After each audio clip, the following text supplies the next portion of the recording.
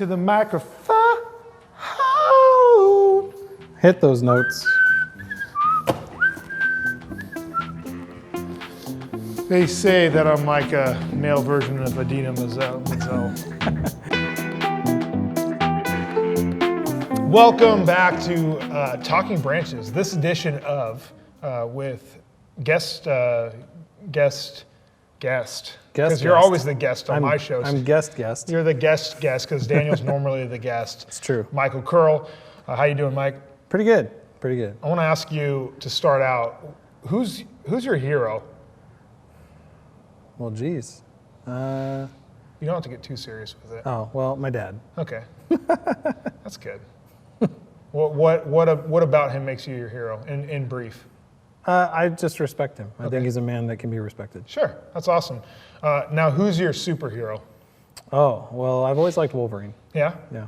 Okay. But also Nightcrawler. I've been told I look like Wolverine a little bit, Hugh Jackman, when I had my beard. I was thinking, actually, when you had the beard going and then you could make your hair into those kind of hair horns. Yeah, I could have done that. Yellow spandex would probably work for you. And I would have been missing the claws or the blades. We could probably fix that. Yeah, I don't know. Maybe you could. I've always really liked the idea of seeing Superman and Spider-Man fight. And now, could that be a thing you think ever?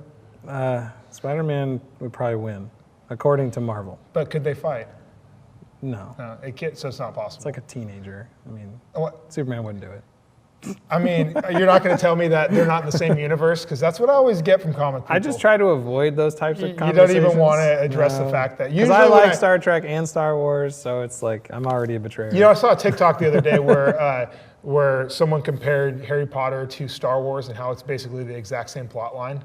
Yeah. And he goes through like just these is. bits. It's like the same thing almost. I have this T-shirt that says, I didn't get my acceptance letter from Hogwarts, so I'm leaving the Shire and becoming a Jedi.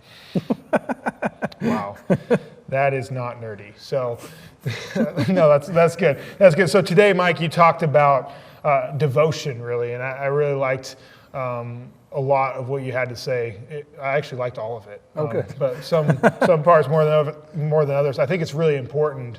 Man, it's just spot on with, especially in this time, us being intentionally devoted to the right thing. And I wanted to ask you, what does it look like to be devoted to the right thing on just like a day-to-day basis? Yeah, you're actually, in my experience, and I'm not good at this, I'll disclaimer up front, right? But people I have who have devoted their lives to God and they've, really to, in essence, get more into Him. Mm-hmm. They're more calm, right? The unshakable in a way. Storms hit everybody. Life is hard. It's just that's what life is. And they seem to come out of it not unscathed, but still filled with joy. Mm-hmm. And joy, obviously, not being happiness, but like joy. It's a deep-seated recognition that there's so much more that we can be thankful for. There's so much more that we can look forward to. In essence, the hope is never diminished out of them. Yeah, that's good. So, like practically, I know you said maybe you're not like great at it, but for Mike, what does your devotion look like? Right now, because I've been definitely trying harder. The funny thing, and Timmy knows this for sure, but the funny thing about preaching, right, is that you are suddenly convicted of the thing that you're talking about. Right. And so many weeks ago when I was convicted of, hey, you're going to be speaking on devotion, I was like, I should probably get a devotional life now. Yeah. My bad. But my devotional life right now looks like when I get out of bed, I open up my Bible app. I check out what the verse of the day is. And they also have these neat little stories at the top on your phone and your iPad. Yeah. Not on the computer, though. It's like the desktop doesn't have that. It's pretty annoying, You should actually. talk to them about that. I might send them a very terse letter. But I check that out, and then if it piques my curiosity, I'll actually start reading more, right? I'll dig into it. But also, this is pretty cool. A guy who's pretty solid in his devotional life, Eric Frymuth, sends out a daily, every day. A daily scripture to 120 people individually. Like he doesn't have like a group text app or something. I thought he did. He told me, he's like, nope, I put their phone number on there and I copy and paste it and I send it. Wow. I'm like, you do that individually, 100 plus people every day? Literally every day. That's devotion. And he writes a message with each one. So it's not just like scripture, it's like like he gives you a spot of encouragement or a spot of like something to work on, or like, and they're really good. Yeah. Like and especially the last week, I've even told him, I was like, man, I'm really enjoying these. So that's become part of my devotional life. Yeah. Somewhat relying on Eric at the moment, but I want to do that for other people too. I think that'd be amazing. Yeah, that's super helpful. And I think there's a couple things in that because, like you said, when you preach, which I mean, honestly, probably not a lot of our audience does, at the capacity that we do. But like you said, what Eric's doing requires devotion on his end. Yeah, and then it provides something for someone else. So it's kind of a double-edged sword where it's like, okay, now I've been encouraged, and I'm going to reach out and encourage somebody else, and it's like a double whammy because it gets it for you, it gets it for them, and I think it actually encourages you twice when you've encouraged someone else. Oh, for sure. You get the encouragement from reading it yourself, and then you get to know that you provided, some insight for someone else. Yeah, and it's like what we talked about today with the woman at the well, and Jesus is taking in he's giving us that the wellspring of life becomes in us. So we're still getting the sustenance from that continuously, but it's a spring, it overflows. Right. And that's what Eric's doing in essence, is he's got it in him and it's overflowing to other people. Yeah, you're not just sitting there like, oh, this is so good, look at all the things that God's done for me. You're then taking it and being like, hey, you need this as well. Let's share this a little bit. And honestly, that's one of the best parts about being in Christian community is that, because some weeks you may be having a really good week in your spiritual walk, God's showing you some things, and other weeks you may be like, for me this week, where you're just like drained and like, oh my goodness, what's next, with what's going on in the state of our state, and I'm just like frustrated, and I need, my wife's been a really good support for me. Just today was just like really encouraging, and other people have reached out. I had a few people come to me today like, hey, I know that you're probably going through a lot right now being a business owner and being a youth pastor and having all that change. And I had one lady actually tell me that someone in our small groups came up to me today at church and was like, hey, I woke up several times in the middle of the night just kind of restless, and I prayed for you and your family and what's going on. That's so cool to just hear. It's cool to hear, but it's also assurance that, okay, well, she's not praying so she can tell me that she's praying, but she's actually, petitioning to God, who then will step in, I believe, and give me what I need to get through it. Right. So it's like encouraging on a couple ends, which is really neat. You did talk too about how, and Josh touched on this last week as well, but just the shortfalls of being devoted to the things of this world. Maybe talk about, maybe some of your experience in that, or other experience, or just some insights on the shortfalls of being devoted to things that aren't fulfilling. Yeah, I've spent some time in the past talking about like pornography issues that I've had in the past, and so I'm not super shy about sharing that story. But in that regard, that was trying to sate a felt need, right? So it's not an actual need, but it felt like a need, and that's addiction does that, right? It creates in you this super desire that turns into like this need, and if it's not met, then it just goes about being met in an unhealthier way, just over and over it spirals, right? And so in many ways, I liken being devoted to the world at times is a lot like addiction, in that once you get a fix, you're going to need to come back for a fix and a half, and then 2, and then 4, and it just gets worse. It just gets out of control. Yeah. And the world does an excellent job. And honestly, I don't really blame the world. That's what it is, right? It exists to do that. But the world does an excellent job of promoting itself. Yeah. It's its best PR chief, right? And so like it looks flashy, it looks enticing, exotic, and you want it, right? I mean, Apple does a good job of telling us that we want something that 10 years ago we didn't even know would exist, right? So. And we need a new something every year. Every year, sometimes every 6 months, right? Yeah. It's like, the cycle's getting shorter because the fix needs to come sooner. Like it's interesting to compare it that way, but that's kind of what I look at it. Is when you're devoted to the world, you are heading down a path of addiction, and one you can't manage. Right, and like you said, the fix comes, and then you think that you're satiated or whatever.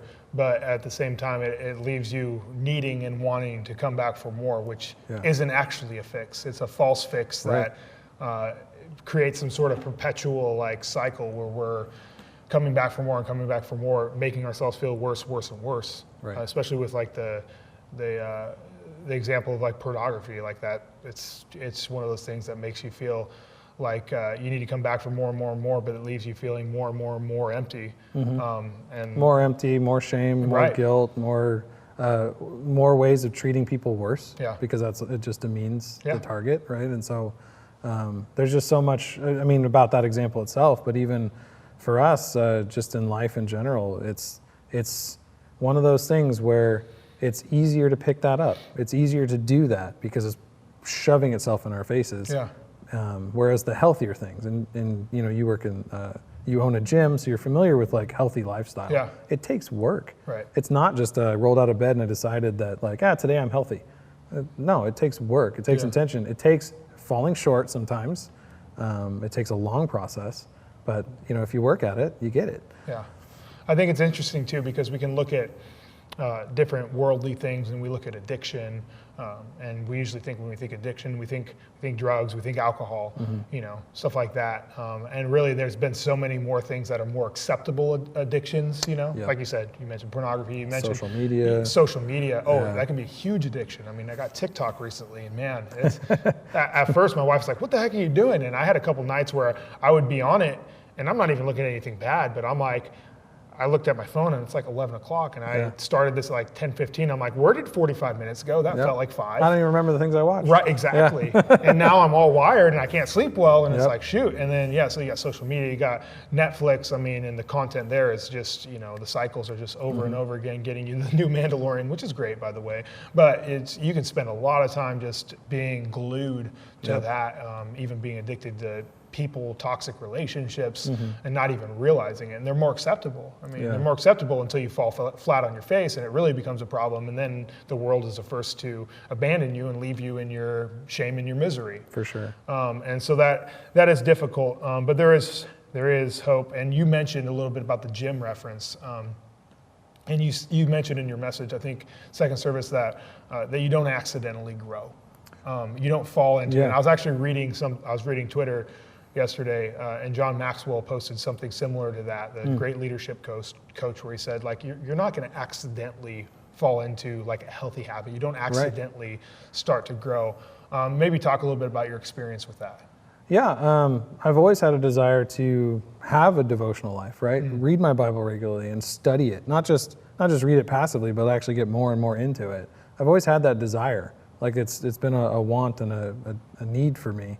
And yet, over and over again, I found myself not executing that, and instead finding things that didn't take as much effort, you know, YouTube, or in the past, like pornography and things like that. And so I've always found myself getting further away from the things that would be good for me, because it was easier to pick up the things that weren't. Right. And so in essence, the accidental side of that is that if you don't try, you're going to be devoted to something, no matter what. That's a natural state for us. So we are devoted to something. And if you don't direct your devotion, it will direct you. Right. And it'll direct you into an unhealthy place. Yeah. Yeah, that's tough. That's good. That's good insight, though. You mentioned during your second message that now is our chance to change. How would you encourage people to come up with a plan to be devoted? Oh man, there's so many ways. We'll touch on a few, I think, just off the top of my head. The YouVersion Bible app has reading plans, and they'll even remind you to do them. So like all Push the work, you know, other than moving your eyes down the page, all the rest of the work is done, right? You just click the notification, it comes in, it opens it up. You don't even have to move your eyes down the page. It'll read it to you. You could have it read it out loud to you. So I mean, that's the other piece of that too. I think the other part, and this one's a little bit tougher, because again, we gotta sacrifice something in order to have some gain, because we have to be intentional about this. And so I would encourage people to literally put their devices down 2 minutes before they thought they would, right? So if you thought like, oh, I'll just do one more video, put it down then, like just be done. Yeah. It's that moment, and this is, it's actually an addict's trick also. It's like when you say you're gonna do it, you have like 5 times longer, because you're going to convince yourself, oh, that was not the last one, it's this one. Right. It's this one, it's this one. And that's a gambling issue, and that's an addiction issue. And so if you can find that thought, take it captive, and say, I'm going to put this down you can do it now. Right. And so I'm going to read tomorrow. I can do it now. I'm going to pray tomorrow. I can do it now. Don't put off tomorrow for the things you can do today. And that's what it means to start now, because it's never too late. God is sitting there waiting. It's never too late. Yeah, that's good. That's good. Yeah, I appreciate that. C.S. Lewis, I don't remember what book it was, but he has this quote that always has stuck out to me, and I was thinking about during your message today. He says that if you aim at heaven, if you aim at the things of heaven, that you'll get earth thrown in, like as a bonus. You'll get earth, you get everything you needed on earth, and it goes kind of back to Matthew 6:33, where Jesus says, "Seek first His kingdom, and everything, all these other things will be added to you." But then He says, "Hey, aim at heaven, earth will be thrown in. But if you aim at the things of earth, then you get neither. Right. Like you end up falling short. You end up feeling empty. You end up feeling broken, and you don't actually get what it was that you needed." And you don't get what you wanted either. Yeah, you don't even get what you wanted. Yeah. Like you'll become unhealthy and you'll basically be devoted to death. Right. And then Jesus talks in one of the Gospels as well, in one of the stories where he says that you can't serve God and money. You know, you'll either be devoted to one. He uses that word devoted, and hate the other. You'll hate one and be devoted to the other. So it's the same kind of thing. It's like you have to be intentional about being devoted to the things of His kingdom, the things that aren't temporary, the things that will actually fill that God-shaped hole. Yeah, the things that give you life, right? I mean, He's the author of life. So if you want more life, go to the source. I mean, that's probably the best summary for it, really, because the world did not give you life, right? The world, once you were born into this world, you started to die. I mean, that's biology. Right? Like this natural mortal form of us begins to die the moment we're born. And as we grow, pieces of us continue to die off. And we're in a race to replace, but eventually we start losing that race. And the replacement doesn't come as quickly as the death does. And eventually it catches up to us and we die. Right? And so the world did not give you life. It gives you death. It's God, the author of life, who gives us life. So go back to the source, right? Yeah. And that's, I don't know, it's very exciting to think oh, I can be devoted to somebody who gives me more life. Yeah, absolutely. And I think, I mean, man, I feel like a broken record over the last 9 months or whatever, but in these times, we've heard that, in these times of uncertainty, I mean, but this is vital. This is vital because it's the one thing that you're going to find hope in, the one thing you're going to find life in. You know, all the other hope, all the other life has been kind of stripped away from us. And that can be a scary thing, but it can also be a beautiful thing if we embrace, well, what is our hope in, and what is it that we really need? Right. What is it that will really bring us life? And we go to, like you said, you go to the source that is living water, that'll never run dry, that'll never leave you wanting more, but that will instead fill you up and allow you to fill others up. Yeah. So, good message today, Mike. Appreciate that. So that's it for today, Talking Branches. Stay tuned. Remember, this week we'll have some announcements as far as what meeting together in person or not in person looks like. So stay tuned to the app, to the website, and we will see you again next time.